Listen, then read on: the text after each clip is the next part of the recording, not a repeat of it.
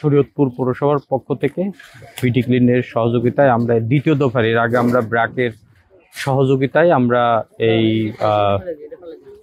Court মোড় থেকে পাকার মাথা পর্যন্ত এই শরীয়তপুর পৌরসভার মধ্যে যে খালটি সেটা আমরা পরিষ্কার করেছি।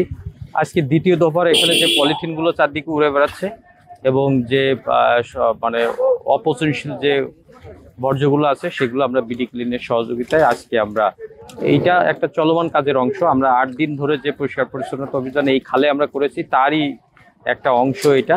সেটা আবার আমরা বিডি ক্লিনকে নিয়ে যেগুলো প্লাস্টিক পণ্য, পলিথিন, ওয়ান টাইম চায়ের কাপ প্লাস্টিকের, সেগুলো আমরা আজকে তুলে নিচ্ছি।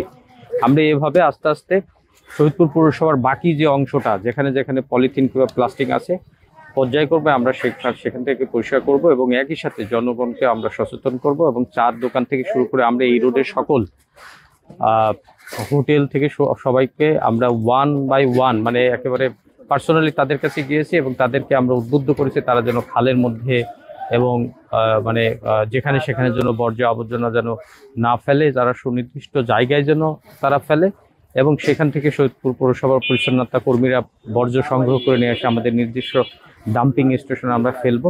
এবং এটাও আমরা করেছি যে পচনশীল এবং অপচনশীল বর্জ্য তারা আলাদা করে রাখবে এবং এইটা আমরা শরীয়তপুর পৌরসভাবাসীকে আহ্বান করছি। আমাদের এই ডাক্তার সারের দিয়ে অন্য সকলেই সহযোগিতা করছে, আরও বেশি সহযোগিতা করার জন্য আমরা আহ্বান করছি এবং আপনাদের সকলের সহযোগিতা কামনা করছি। ধন্যবাদ।